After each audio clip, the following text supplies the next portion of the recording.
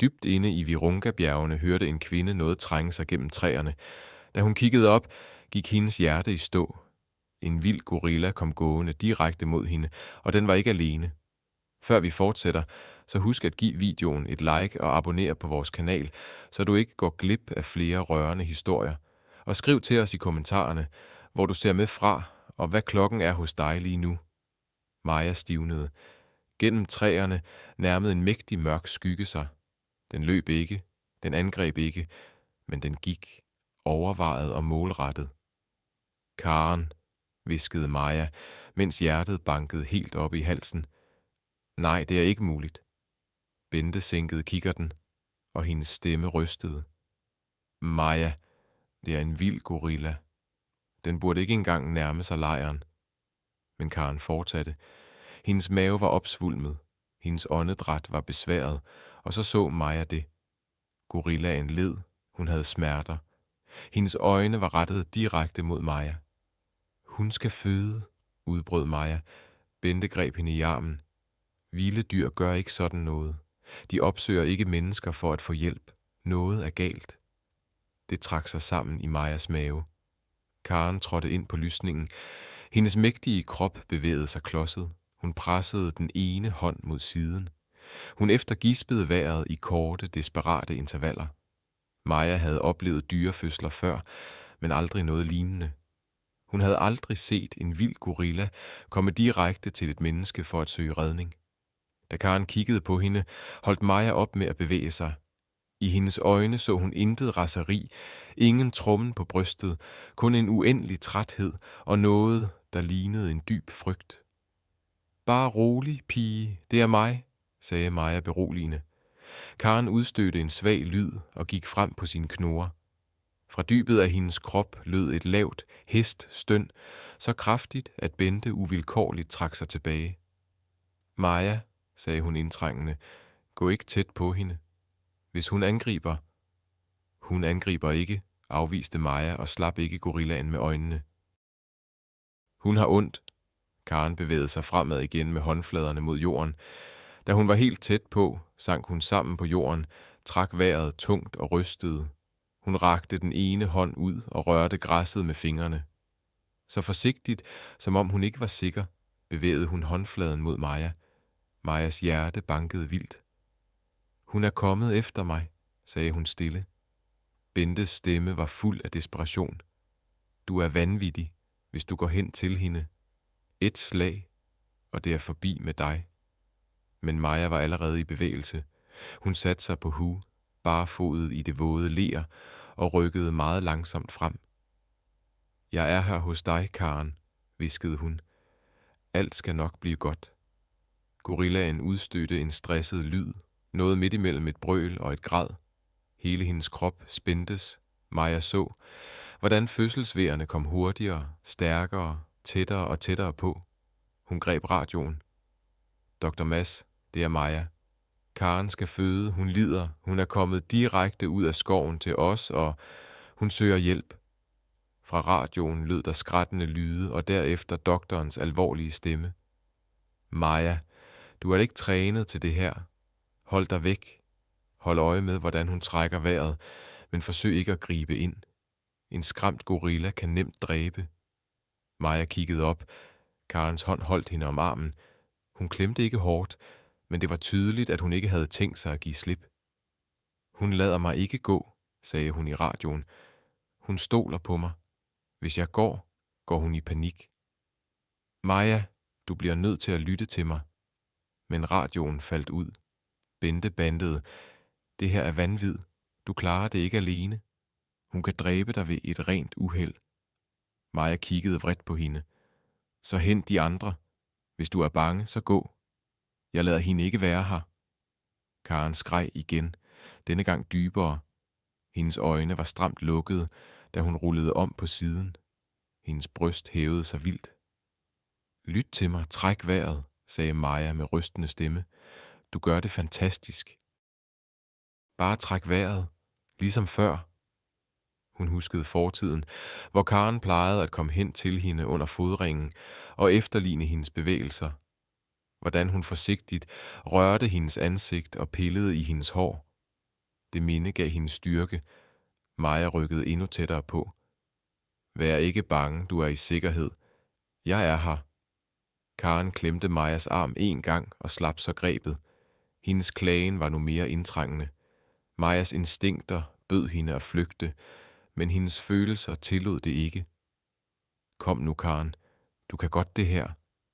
Bag dem løb en svedig Bente rundt. Det er ikke sådan, det skal være. Du kan ikke fikse det her. Det er ikke et kæledyr. Det er en gorilla. Hvorfor kom hun så til mig, Bente? Hvorfor gemte hun sig ikke i bjergene hos sin familie? Svarede Maja. Så kom den næste ved. Karen brølede så kraftigt, at det genlød i hele skoven. Hun gravede fingrene dybt ned i jorden. Musklerne under den sorte pels spillede. Maja var tør i munden. Træk vejret med mig, hviskede hun, og trak vejret sammen med hende. Jeg er her. Tiden virkede til at stå stille. Luften var tung af spænding, duftede af jord og fugtige planter. Karen kastede sig rundt, græd og pressede hånden mod maven. Maja så den totale udmattelse i hendes ansigt og bønnen i hendes øjne. Pludselig krummede Karen sig voldsomt. Hele hendes krop stivnede. Fra hendes mund kom et dybt hestskrig. Maja gav et sæt, men blev hos hende. Rolig, rolig, det er det, pige. Bente pressede hånden mod sin mund.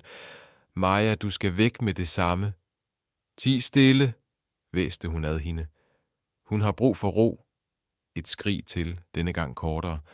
Så sank Karen sammen forover, trak vejret tungt, rystede over det hele af træthed. Maja kunne ikke bevæge sig. Nej, giv ikke op. Du er okay. Hun kiggede ned og så noget bevæge sig i græsset. En lille mørk bylt. Et sekund kunne hun ikke tro det. Så gik det op for hende. Den er født, sagde hun stille. Herregud, den er her. En lille bitte gorilla, mørk og næsten ubevægelig, lå i græsset, våd efter fødslen. Majas hjerte sank. Ungen bevægede sig ikke nok. Dens lille bryst hævede sig næsten ikke. Nej, hviskede hun. Karen rakte ud efter den nyfødte, men hendes hænder rystede så meget, at hun ikke kunne løfte den. Hun forsøgte at trække den til sig, men noget var galt. Ungens mund var stadig dækket af fosterhinder. Den kan ikke trække vejret, udbrød Maja. Bente, den trækker ikke vejret. Bentes stemme knækkede. Rør den ikke. Hvis du rører den unge, dræber hun dig. Men Maja lyttede ikke længere. Med rystende hænder knælede hun tættere på. Karens øjne mødte hendes. Der var ingen trussel, kun ren desperation og bøn. Jeg vil hjælpe dig, hviskede Maja. Bare stol på mig en gang til. Forsigtigt rakte hun fingrene ud. Karen fulgte hver eneste bevægelse. Hendes enorme hånd var kun centimeter væk. Majas hjerte bankede så hårdt, at hun troede, hendes bryst ville sprænges. Med blide fingre fjernede hun hinden fra ungens lille næse og mund. 1 sekund, 2, ingenting. Og så en svag, våd indånding. Ungens bryst hævede sig. En svag gråd lød i luften. Maja trak sig øjeblikkeligt tilbage. Tårerne løb ned af hendes ansigt. Træk vejret, hulkede hun. Det er det. Træk vejret. Karen pressede straks ungen mod sit bryst og udstødte en dyb, rungende lyd. Ungen borede sig ind i hendes pels, levende og grædende. Maja sank sammen bagover i græsset og rystede ukontrolleret. Bente stirrede på hende, bleg som et lavn. Du har lige reddet dens liv. Nej, hviskede Maja og kiggede på Karen. Hun reddede mit for længe siden. For første gang i mange år så hun total fred i det stærke dyrs ansigt. Du er vanvittig, Maja, gentog Bente bag hende med rystende stemme. Hun tørrede sit ansigt og sagde stille. Måske. Men hun glemte mig ikke. Gennem den stille skov lød Karens dybe, beroligende spindelyd. En lyd, som ingen nogensinde havde hørt før. Luften var stadig mættet af tåge og stilhed. Selv fuglene var holdt op med at synge. Maja sad der. Sveden løb ned af hendes kinder. Foran hende sad Karen og trykkede den nyfødte mod brystet. Hendes enorme hænder var nu faste og beskyttende. Maja turde ikke engang trække vejret højt. Bente hviskede bag hende. Hun gjorde det virkelig. Ja, hun gjorde, svarede Maja blidt. I lang tid kunne man kun høre Karens åndedræt og ungens svage piben i hendes sorte pels. Karen blinkede, løftede hovedet en smule og kiggede igen på Maja. Det udtryk, ærligt, intelligent og træt, udtrykte noget, der ikke kunne beskrives med ord. Det var ikke kun taknemmelighed, det var anerkendelse. Hun huskede hende. Bente sang spyttet tungt. Vi må fortælle det til de andre. De vil ikke tro på, det er sandt. Lad dem bare tvivle, sagde Maja. Vi skal nok bevise det for dem. Hun tog radioen igen. Dr. Mads, det er Maja. Fødslen er overstået. De er okay. Ungen lever. De trækker begge vejret. Radioen kom straks til live. Maja, er du kommet til skade? Kan du høre mig? Er du gået væk fra hende? Maja smilede gennem tårerne. Hun er ikke farlig, herr doktor. Hun er en mor. Efter et øjebliks stilhed lød der kun: Bliv i sikker afstand og observer. Tænd for dronerne. Vi er der før solnedgang. Modtaget. Maja klipsede radioen fast i sit bælte og kiggede på Bente. Gør kameraet klar. Vi skal filme det hele, før hun går. Mener du det seriøst? Vil du have, jeg skal filme det? Der skrives historie lige foran os, Bente. Ja, film det. Hun nikkede, rystede stadig, men tændte for udstyret. Jeg kan ikke tro, at hun kom præcis til dig. Af hele det bjerg. Maja afbrød hende blidt. Det handler ikke om mig. Det handler om tillid. Hun glemte ikke det, vi gav hende. De overværede, hvordan Karen rettede på sin stilling og flyttede ungen højere op mod brystet.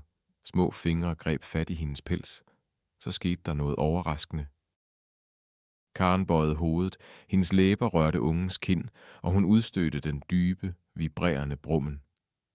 Hun beroliger den, hviskede Bente, fuldstændig ligesom mennesker. Fordi alle mødre ligner hinanden uanset art, smilede Maja. Tiden gik, og Karen fik gradvist kræfterne tilbage. Hun rettede sig op, holdt ungen fastere og rejste sig halvt. Bliv helt stille, hviskede Maja. Karen vendte sig mod dem. Hendes øjne mødte igen Majas, så udstødte hun en svag lyd. Det var ikke en advarsel, snarere en dyb udånding. Hendes blik blev blødt. Du kan gå nu, pige. Du var fantastisk. Gå hjem. Karen betragtede hende endnu et øjeblik, så vendte hun sig mod skoven. Skridt for skridt gik hun væk på knurrene, med den nyfødte tæt mod brystet. Planterne lukkede sig bag hende, efterhånden som hun forsvandt i de grønne skygger i bjergregnskoven. Maja knælede der længe efter, at hun var forsvundet. Bente trak vejret dybt ind. Forstår du overhovedet, hvad vi lige har set? Ja, svarede hun stille. Hun stolede på, at vi ville beskytte hende. 2 uger senere fik de droneoptagelser fra den samme del af skoven. Hun var der. Karen trængte sig gennem det tætte krat med ungen presset mod brystet, sund og overvågen. På videoen kunne man se hende gå stærkt, af og til stoppe for at hvile eller finde føde. Ungen kiggede nysgerrigt ind i kameraet. Maja så videoen 3 gange. Hun har det godt, sagde hun stille. Hun overlevede. Bente lænede sig mod dørkarmen. Har du planer om at give den lille et navn? Maja smilede. Den burde have et. Karen betyder den rene eller den klare, ikke? Lad os kalde ungen Asha. På Swahili betyder det håb og lys. Det er perfekt, lå hun stille. Den morgen gik Maja alene hen til skovbrynet. Solen skinnede gennem træerne i smalle gule striber, og tågen steg op fra planterne. Hun stod helt stille og ventede. Længe skete der intet. Så lød der en lyd dybt inde fra junglen, som hun kendte så godt. Lav, dyb, vedholdende. Maja smilede. Hej, Karen. Hun vidste, at gorillaen ikke ville komme tilbage mere. Det behøvede hun ikke. Men at høre den lyd var nok. Det var hendes måde at fortælle Maja, at hun var derude, fri og levende, og at hun stadig huskede. Du skylder mig ingenting. Bare lev, hviskede Maja til træerne. Hun vendte sig for at gå, men efter et par skridt stoppede hun endnu en gang og hviskede ud i vinden. Tak, Karen, fordi du stolede på mig. Et sted dybt i bjergene vidste hun, at Karen havde hørt hende. Den dag var verden vidne til et mirakel. Men for Maja var det blot overholdelsen af et løfte mellem to mødre, en menneskelig og en vild, som fandt hinanden i det øjeblik, hvor de havde allermest brug for hinanden. Kunne du lide denne historie? Hvis en gorilla, som du engang kendte, kom til dig og bad om hjælp til en fødsel, ville du så blive hos den, selvom det var meget risikabelt? Ja eller nej? Lad os vide det i kommentarerne. Hvis du kunne lide historien, så abonner på vores kanal og giv os et like. Mange tak, fordi du lyttede med. Vi ses i den næste video. Vi ønsker dig en fortsat smuk dag.